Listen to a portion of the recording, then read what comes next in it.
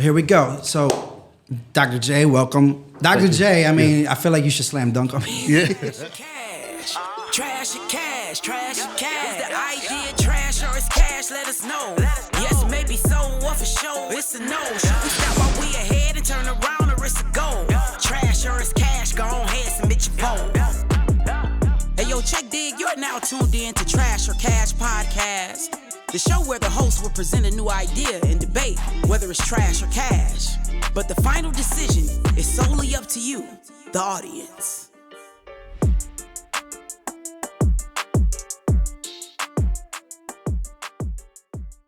Welcome to the Trash or Cash podcast. Yes, sir. And this is a show for entrepreneurs by entrepreneurs. And I'm glad you got to be here today. So, Case, I don't know, have you seen any of the episodes? I saw yet? a few, about 3 or 4 episodes, yeah. The entrepreneurship one, I saw a lot of ones, yeah.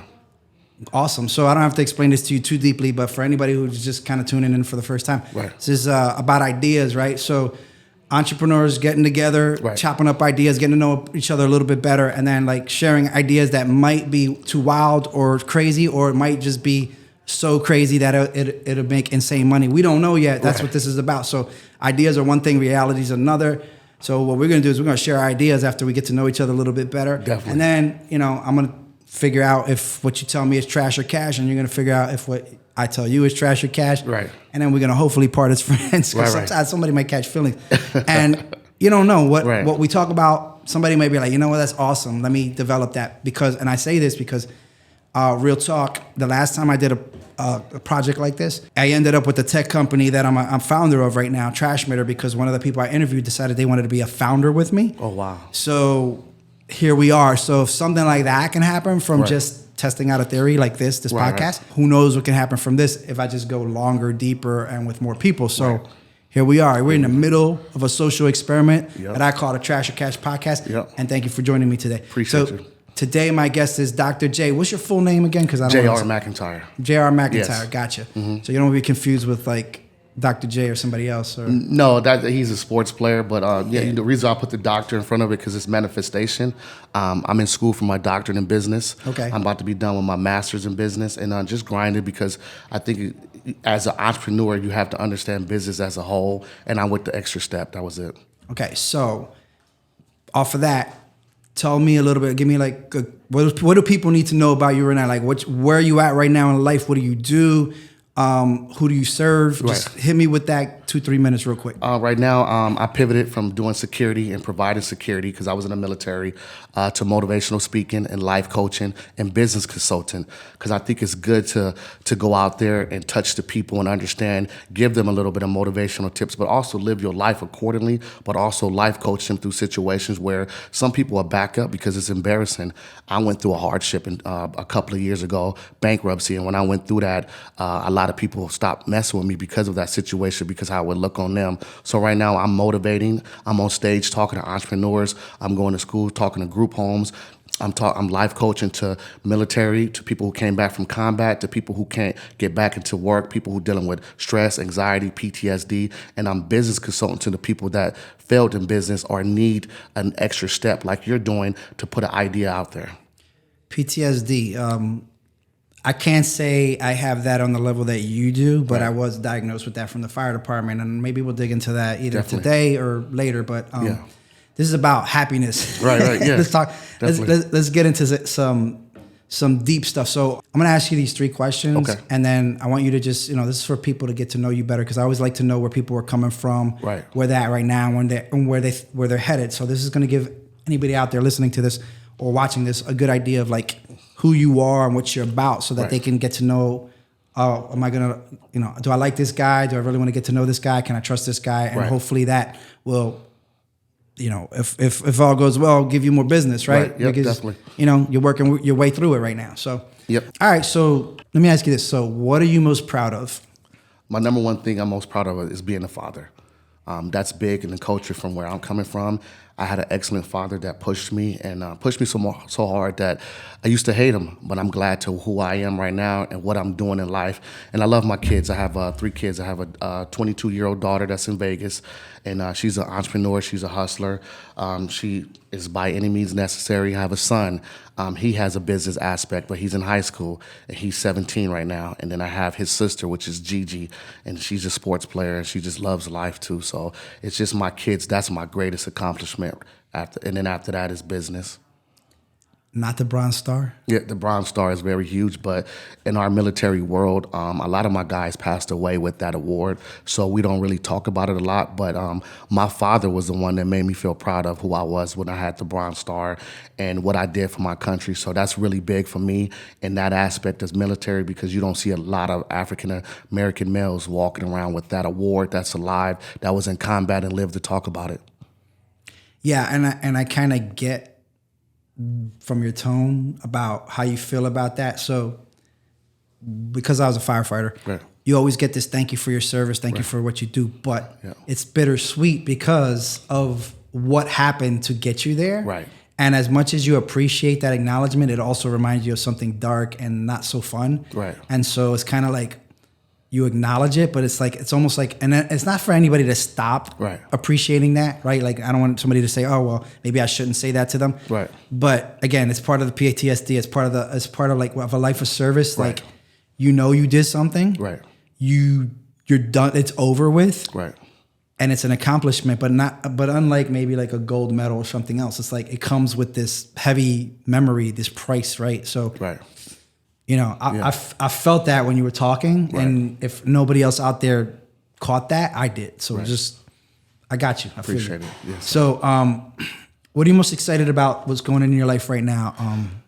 Right now, I'm most excited about is just touching the youth and touching people who need to be motivated. I think it's a lot of motivational speakers it's really attractive now. And a lot of people that are getting on stage and talking and getting a lot at this time, they're not really certified. They're just talking from other people's experiences, like rappers do. Rappers, I know an uncle that knew something that did something. But talk about your own experiences and then go get certified in that. Understand that, hey, if you're going to touch the right type of people, I don't care if it's on one person in that room, you make sure that you grab them by the attention and make sure you live your life accordingly. Because if you out here telling or motivating and leading these people down the wrong path, you're responsible for what happens to them. So I'm going to go out on a limb here and say, like me, if you hear about some 25-year-old life coach, you're going to be like, come on, bro. Like that, excuse me. Right. That irks me, right? Because you ain't lived enough life, right? And for you to get up on a stage and share a life experience, like how much experience you have, not to discount that somebody who maybe like escaped a country that was oppressed and they had to, maybe they lost their parents and came through adversity, real adversity, right? But you're right about the motivational speaking and life coaching kind of world right now, and I was curious to hear like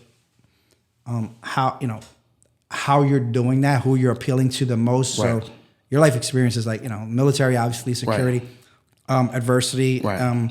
When someone says they're a business coach, but then they say, I went through a bankruptcy, that should raise an eyebrow, not in a bad way, because if most people, first of all, anybody successful, you probably got a lot of, we talked about that, a lot of failures, a lot of court cases, a lot of things in the past that got you to the point you are, but nobody wants to hear about all that. No. They just want to hear about the wins, the losses, under the rug. And bankruptcy to some people is so ugly. Oh, I can't trust that dude. Right. He's irresponsible. Well, what did he learn from it, right?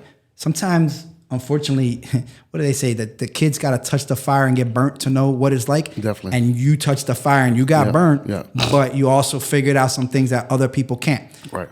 I want to circle back to the bankruptcy thing real quick, because I want to get past this next one, but I'll tell you why in a minute. So what's your vision for the future? Like you 5 years, 10 years from now, what are you doing? What's that look like for you? And then we're going to talk about this one. Okay. The next 5 years, first of all, I want to tell all entrepreneurs out there that it's okay to have a 9-to-5. We're telling people right now as entrepreneurs to start something without something. And I think that's the basis of the confusion going on in entrepreneurship. I think that you should have a day job and use that money to fuel your goals and your passions. And right now I speak about having a day job, having a passion job, and having a gift job. My day job, I'm a superintendent right now. God blessed me after the bankruptcy to get hired at age 40 years old with a real job. I never had a real job. I went from military to entrepreneurship. Then you got to have a passion job. My passion is security. I still will go out there and provide security for certain clients that I trust. And then my gift job is speaking, motivation, podcast, life coach, business consultant. I think it's imperative that you understand these things and when you push that envelope forward to these young entrepreneurs, because we out here selling a false narrative that go start a company, but I ain't never met a person who got an SBA loan. I ain't never met a person that registered to go apply for a loan and got the loan and was happy. The only people I know who got them loans was PPP loans when we were going through COVID, and half their money left in 6 months. I got a PPP loan, and my company in 6 months used all that for the wages to pay the employees. So many ways we can go down that path, but your target, like, so for me, if I was to look at the person who I want to appeal to the most, who I want to help the most in this world, right? So I'm going to describe mine, and then I want you to describe yours, because I hear it, but I wanted to hear it kind of like more concise, right? Okay. So for me, it's a subset of who I am, right? Right. So overall, to entrepreneurs, right? Yeah. So that's the big circle. Yeah. Inside that, father entrepreneurs, dadpreneurs, I call them. Inside that, if I'm lucky, dad entrepreneurs that want to adopt, that are Christians, that have a good heart, because that was my journey. Right. And I'm going to talk to you. The bankruptcy thing has something to do with that. Okay. And then keep diving down. Right. But entrepreneur, Tampa entrepreneurs, Tampa dad entrepreneurs. Like, you see, I'm getting real focused, and the reason is because that's where my heart lies. So for me, for you, obviously the young people, right? Maybe it's young African American or Latino, or just people of color, right? Is there any deeper subsets of that? Only because if you want to be the dude, though, they remember for that thing. Like how what's yours? Like your subset? My subset is the veterans. Okay. Veterans that are struggling with getting out the military and trying to find a way, and then trying to find a way into entrepreneurship that is glorified by the houses and cars. Teach them about the losses. A lot of these veterans that get out are dealing with disabilities, dealing with struggling. So if they fail again, we deal with a high suicide rate in the military that might strike a nerve and something might happen to them. So tell them the real soon as they get out the gate. Let them know, understand, give them topics, show them real life scenarios. So who is this? Who's this? Let's introduce. If you're listening to this, you can't see. Is a her, right? No, it's a him. He just got a man bun. Yeah, he's a pretty little dude. Yeah. Talk to us about him, because you just mentioned veterans, and we touched on PTSD. We touched on a lot of things. Yeah. So we have this young man right here. Tell us about him. What's his purpose? This is Mega Man right here. Mega Man. After I got out the hospital from doing 55 days and inpatient, I got him in 2015. He's an emotional support animal. He helps me with my anxiety, my PTSD, my stress, everything. But Mega God put him in my life to save my life. Prayer Jim picked me up, but I'm not married. So when I'm home alone and I'm doing things without my kids, he's right there. So I called him Mega because he's small, but he's huge heart, and he will give you everything when you need it. And he's just basking in your love right now. Yes, what breed is that? He's a Shih Tzu. Imperial Shih Tzu. Yeah, right, he chills. He's very behaved.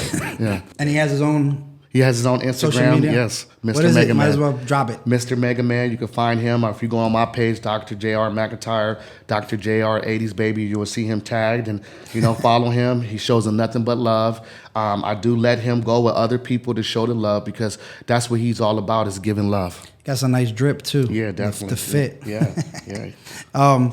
So before we get into trash or cash, I wanted to share one thing.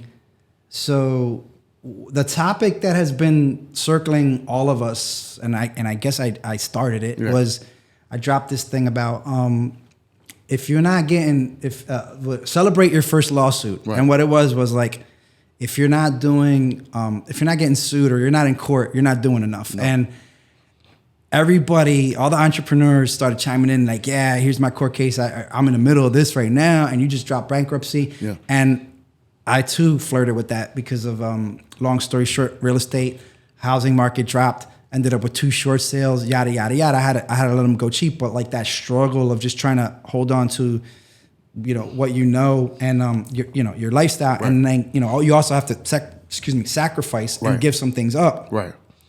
So it's like you're fighting two battles at the same time. Your right hand is fighting lawyers and your left hand is fighting banks. And it's like you're in the middle, and then you got family and everything like that.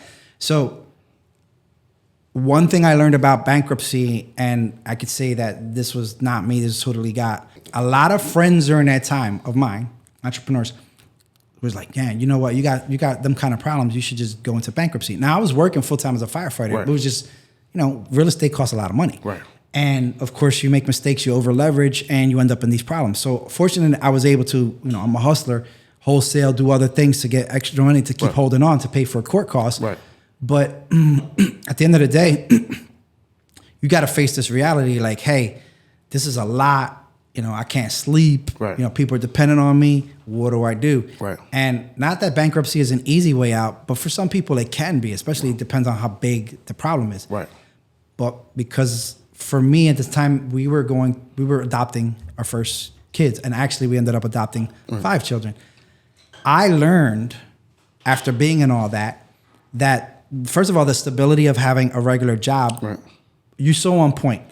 It taught me how to be an employer and an employee at the same time. It taught me how to balance out, because you got to be able to put on different shoes if you're going to be any kind of a leader, right? Like you got to be like, you can rail at your boss, he don't know what he's talking about, but you've never been your boss. Right. So if you're employing people like virtual assistants or just anybody at the same time making money that way, and you're working in a job, kind of like you're in that place kind of right now, right? Now, yep. So you get to see both sides, and it makes you more well-rounded and most likely a better leader. Back to the bankruptcy, I learned that, thank God I didn't do it, because I would have never been able to adopt kids, because if you ever have a bankruptcy on your record, kind of like a criminal record, they will not let you adopt a kid because you're financially insolvent. Wow. In other words, it prevents you from doing great things in other people's lives. You don't look at it that way because you're in this hole right now bleeding out, and you're like, I got to survive.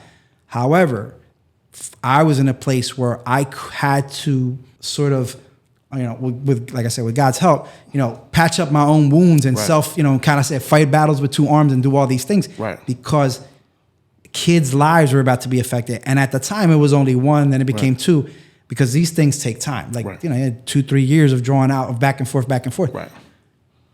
Happy ending. Everything got resolved. I was able to go and actually represent myself pro se, and some other things I had to learn how to do for the sake of survival that got me through, where I was able to settle, and I got good counseling and stuff like that. But if it wasn't for that, these kids, not just 1 kid, 5 kids' lives probably would have been affected by me taking a bankruptcy. So I was able to get out of it without it. We recovered. Everything got straightened out. Long, arduous process, but it taught me a lot of things. But that was my takeaway. So if anybody is out there hearing this, if you're in a position like that and you ever intend to adopt, reconsider the easier way out and try to find a way. And I, you could reach out to me as a resource, and I could, however you want to get a hold of me, and I'll tell you kind of some of the things I did. Podcast ain't, long enough for that, but but the real talk of that, the entrepreneurship journey of like being in this situation where there's lawsuits in courts and it ain't fair, and people should just let you go because of your situation, and all this you get wrapped up in. Guess what? Like when you're in a war, the enemy don't care, they don't care that you're ducking bullets, that you're running out of ammo, that you're bleeding out, that everybody's dying around you, or that people depend on you. They want their money. They want their result. F you, pay me, right? Like, so you have to be able to remember that. That's why you do work a job as an employee and become a boss, because you need to be able to be an intelligent, to fight intelligently. Like maybe that's a Sun Tzu thing or something like that. Like, you got to know your enemy, and you got to be able to have compassion also, and the art of war, and emotional intelligence and all these other things. So I don't think that anybody out there with like less than 30 years of age, unless they escaped some country, of oppression, has that in them to be telling anybody else how to handle stuff. Right. That's wisdom that comes with age and experience and a lot of bad stuff. So thank you for giving me an opportunity to share that piece, which hopefully somebody will hear this one day and be like, yo, that's me. Right. And somebody will hear you and be like, yo, that's me. Definitely. And we both do what we came here to do, which is, reach out and open up our hearts and our, our gifts to other people so that they can partake, because it sucks when you have all this in you and there's nobody to impart it upon. And that's why we have kids and people. But hey, there's more than enough, right? Right, definitely. Right. Yes, sir. So now the fun part. Okay. We're gonna talk some trash or cash ideas. Let's do it. And I'm gonna look at what I got. But if you got so the idea is simple. So what these are paddles, and one is a trash and one is a cash. Okay. So if anybody needs to see it, that's what that looks like. Okay. And basically it's an idea that as entrepreneurs we might have had rolling around in our mind, clunking around, call them zombie ideas because they keep coming back to haunt us. And sometimes just like exercising, having a baby or something, you just got to get it out, whether it's a good or a bad idea, so that you can move on to bigger and better things or double down on it. Mm-hmm. So this is the part where we get to have fun and say, I don't know if I should do that or shouldn't do that.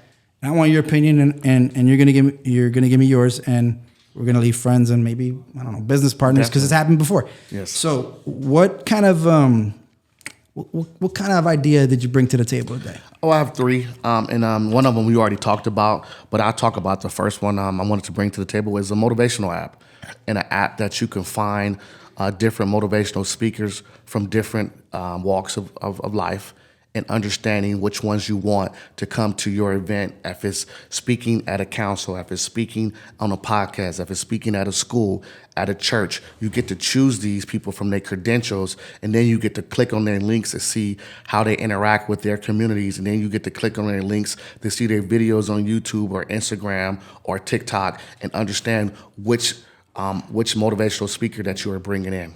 But this is an app that you go to. It's just like DoorDash or Uber. You choose who you want, you put what you want and how much you want to spend, and then it'll select your speaker.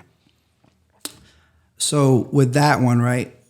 So there's a lot of professed consultants, coaches, all this, and motivational speaker can probably be put into that, because mostly motivational speakers are authors and stuff like that. Yeah. So how would you quality-wise vet these people? Because not for nothing, but not everybody's that good. Right. And a lot of these people are not vetted because of situations they have not been through. It sounds good, but is that your gift? So I would vet them through certifications, what you have done for your community, where you spoke about, where your story is about. Have you came from something to make something? Have you inspired? How many have you inspired? Who are you touching? Who you reaching? So these are all of the select buttons that you can select and pick who you want, and your Rolodex comes up. And who's the customer for this? Like, in other words, so for something to be a great idea versus a good idea, it has to sustain itself, obviously, right? Otherwise, it's going to go out of fashion or whatever, right? Yeah. So what are the ways that you could scale this to be $1 billion company? How do you monetize this? I mean, is it just like an agency kind of thing model? Right. All right. Because the thing about agency models is like hustle whoever's hot and stuff like that. So it's almost like an influencer kind of, whoever's hot, whoever's not, trends, things like that. And then what is the minimum requirements? So you say impact and stuff like that. Yeah. How do you train them to be actually good? Like, what are the minimum, hey, you got this many followers is not really it. We're not going off followers though, because I know people with 2 followers that can kill a whole room. And I know people with 1 million followers that you're not telling me anything I don't know. Yeah, but other than a PR agent that takes somebody and says, hey, this is the greatest in sliced bread, you should use them, and then they get on the app. Like, how would you vet the quality of these people? What's like a minimum? I don't want to say a certification, because that's not really a true test. It's like, but they got to have some kind of minimum standard. Yeah. What would that be for you? The minimum standard, like the SOP, operating procedure is just being in that field. That's what you do. That's your gift. That's your passion. That's your job. You're speaking, you're consulting, you're life coaching, you're going around doing all these things. And not only are you certified, because people can be certified or not certified, you're educated. You have something substantial that can back you up. Right now, I have associates and a bachelor's and a master's degree in business. So have something that can say, hey, I was consistent in doing something for so long that now I'm ready to help people and tell my story in the background. So, who pays for this service? We will. The app? My company will, like to say, if you're selected to be on this app and you're lacking certain of these credentials and this is what you want to do, it's kind of like a 707. Like, it's kind of like when the kids are playing sports, like who's selecting them to go to these camps? So you would get selected to go to a certain camp that a bunch of big time entrepreneurs, motivational life coaches are teaching you how to develop to get on this app. I'm going to give this a cash with a caveat, and the reason it needs to be done to make it easier to find the right people for the right audience, right? But it would need like a board, and a selection process. It might be something to the point of, not a velvet rope, but like this thing that keeps people, any old person, like you have to do these 3 things. You have to get referrals from somebody already in there, right? So let's say Tony Robbins wants to be a part of this company. Mm-hmm. Okay, so first of all, if Tony Robbins puts a stamp on anything, it's kind of gold. Right. But some people may not like him or whatever. So like a board, let's say 4 or 5 people that are kind of like known and well respected already, right? And they're like, let's say, not the board, but they kind of come up with these requirements, and then you got to get like 3. You got to put in this work. You have to have spoken in 3 places and gotten favorable reviews. So you're doing the first ones for free because you do that anyway, right?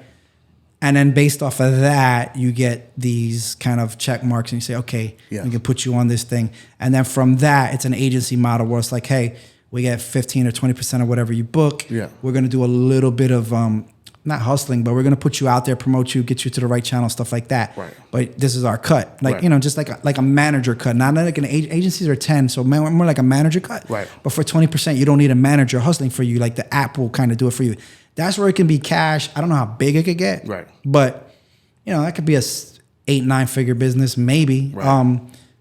Especially because other countries like India and other people are like, that's growing big there. Right. So it's not just the US market I'm thinking about worldwide. Like where else are they deep into self-development, and like Asia is huge. Right.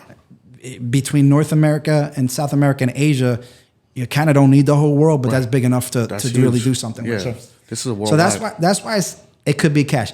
We don't have a lot of time for more ideas. Well, we want to go real brief on the other one, or like, real brief. How about we save it? Okay, I mean, it doesn't matter whatever time you have. Real briefly though, like you touched about it before, and another client that came in here talked about it before. But since I was very indebted into security, we was already creating something like that. It was a security app, and my app, it was like choose your protector, and you would have a personality test, you would have a strength and conditioning test, you would have a soft skill test, you would have a hard skill test, and the clients will select you on who you are and your credentials. Like when I became a bodyguard, I went to 2 different bodyguard schools. It wasn't because I look tough or I shoot the best or I fight the best. You have your credentials on there. Does he do Krav Maga? Does he do jiu-jitsu? Does he have a good stand-up? Do he know how to work around corporate clients? Can he do soft skills? Can he drive? Do he know the routes? Do he know the status objective? Do he know the threat assessment? Do he know the psychological profiling? A lot of people don't understand that with security. It takes a lot of psychological profiling when you meet your client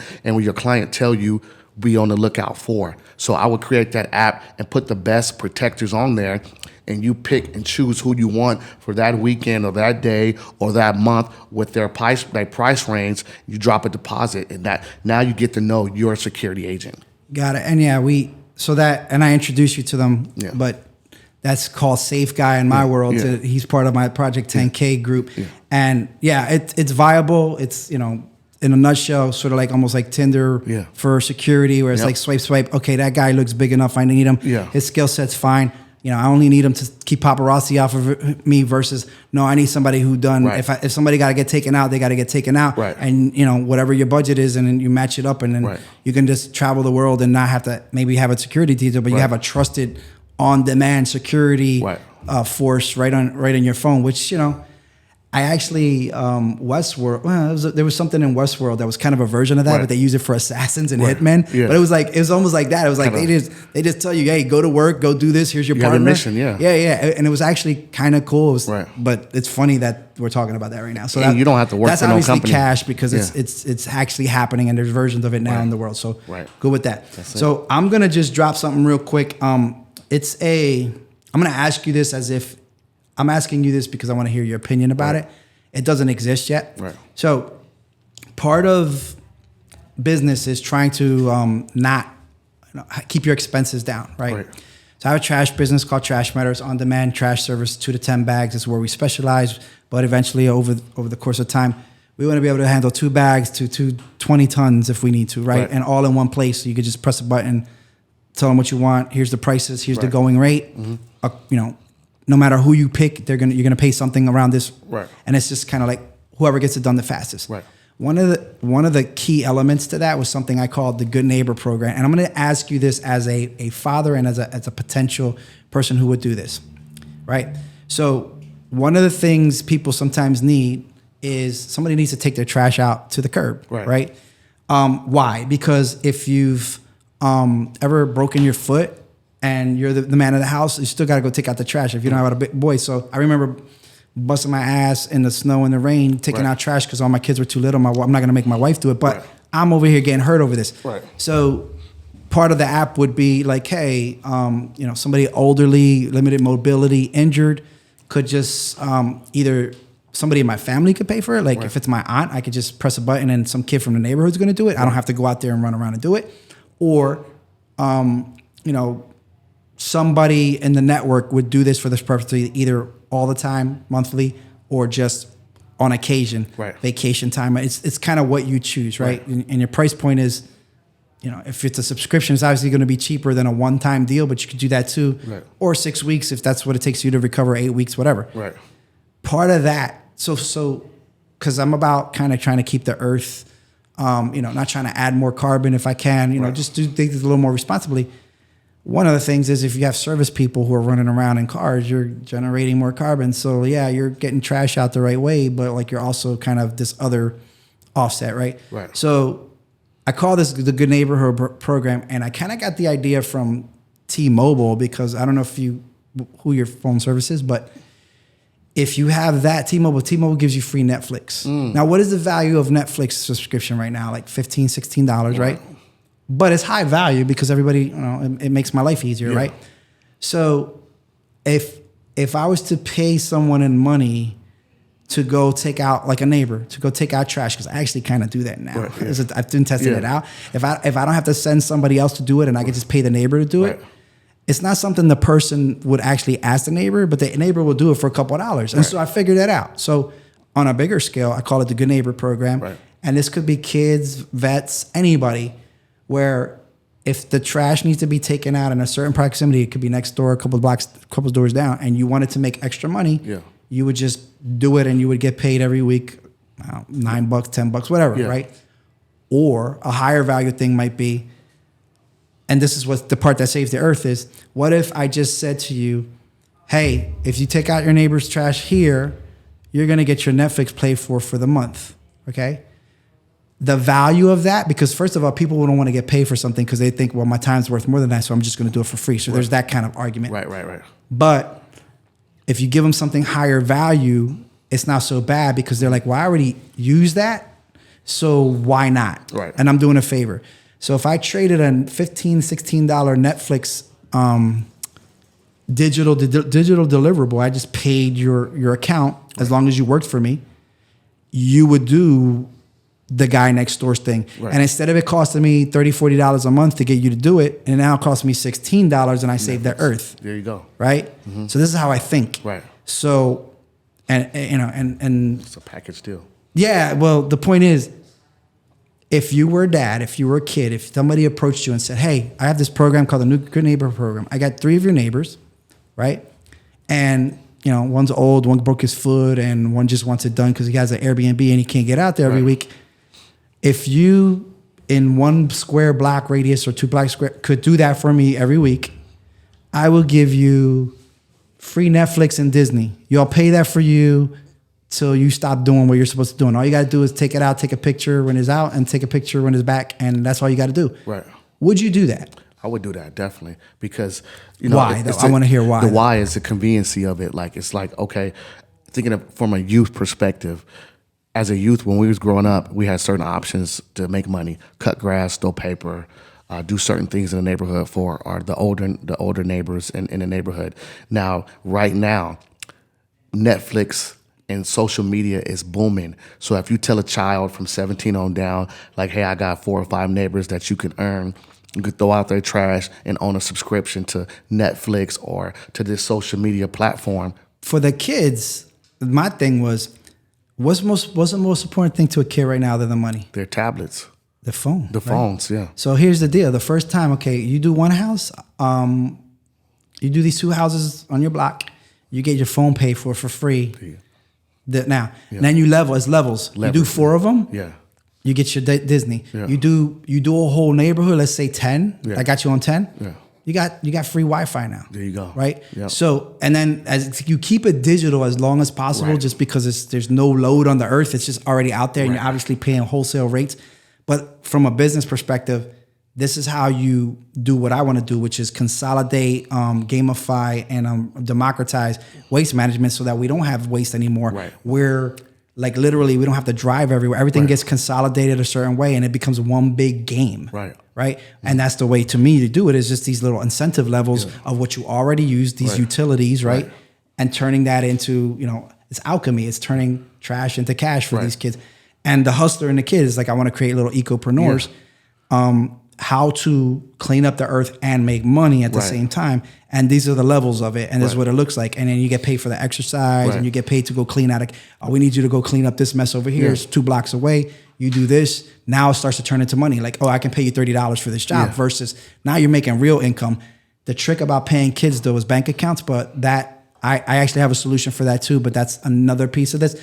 But you like that, right? Like, I like that, yeah. I wasn't trying to convince you. I just wanted to hear what you, as a person who is not into that world, got some kids, and you were like, I would do that myself because you have that in you. So trash or cash idea? I think that's cash, but create packages for these kids, a gold, platinum, bronze package that they can understand that, hey, I'm going to sign up for these years to do this, but also have tutoring and mentor involved to this. So it's cash. Got it. Yeah. Education part of that, because you get bored. Like, well, how can I like any employee? Yeah. How can I do more? How can I get more money? How can I level up? Right. You got to keep that going, or if they see a ceiling, if there's a ceiling to it, they're not going to be down. They're going to be like, it's good for now, but I want to. How can I flex? How can I get the car? Right. You can't do it with subscriptions to Netflix and all. So what's the next level? So yes, educational aspects, obviously, managing money and certain levels, and teaching them how to think like that to be efficient and effective, not just effective and throw a lot of money at it, or inefficient, but the bare minimum's getting done. Like, where's the balance? So that cool. I wanted to hear what a I want to say a civilian, because you're not in the world of trash, would think of something like that. Right. So cool. Thank you for that. So, look, that was fun, right? Yeah, that was fun. I like that.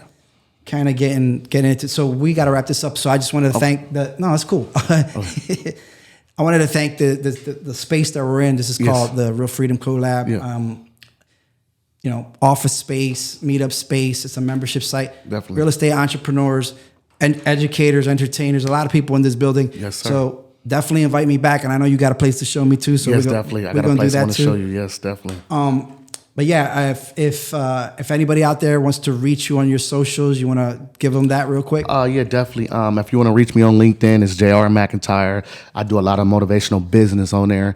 Instagram is Dr. JayR 80s baby. You can hit me with a Z on there. And if you want to hit me on TikTok, it's Right Hand to God Management and Consulting. You can see a bunch of my motivational speaking. You can see a bunch of my life coaching and interaction. You can see a lot of my teaching, my gym, my shooting, my fighting, everything that creates this whole persona of who JayR is.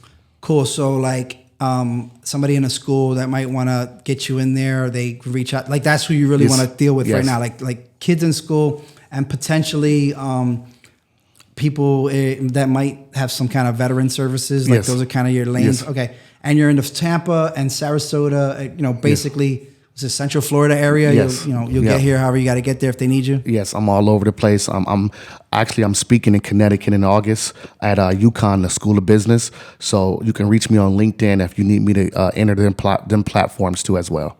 Cool. I'm just trying to get you some work here, so you don't have to just spend money to go out there. Yeah, definitely. But, you travel. That's cool too. So for me, it's my personal is the dad next door on the socials, on Facebook, Instagram, all that. My business is Trashmitter, Uber for Trash. We're your personal pollution solution. I'm always working on that. And then, that's it. I mean, that's the pod. Yeah. That's the energy. I thank you for sharing your best friend with me. Definitely. Yes, I think that was pretty cool. I wish you could talk. Maybe make a little segment for him. Yeah, definitely. Yeah, you probably do got a lot to say. Anything you want to leave the people with? Some kind of motivational? Give us your best motivational. Take us out of the Trash or Cash podcast with your best motivational quote, to leave somebody with after seeing this. Definitely. Faith is a substance of things hoped for and the evidence of things not seen. So faith is just like Wi-Fi. Wi-Fi is everywhere now. The world is evolving and it's AI. Just make sure you tap into that source. If you need mentors, coaches, or life coaches, or someone that's just been involved in that situation, make sure you use faith. It's like Wi-Fi. It's all over, but make sure you get the right coverage. Because you got to have faith. You should just throw that on. Yes, sir. That's it, guys. Yeah. Thank you for joining us on the Trash or Cash podcast, and we out. Definitely. Boom. Appreciate it, brother. Well, that concludes this episode of Trash or Cash. Make sure you follow on all socials at Trashmitter. That's TRASHMITTER. And keep up with all episodes at trashorcashpodcast.com.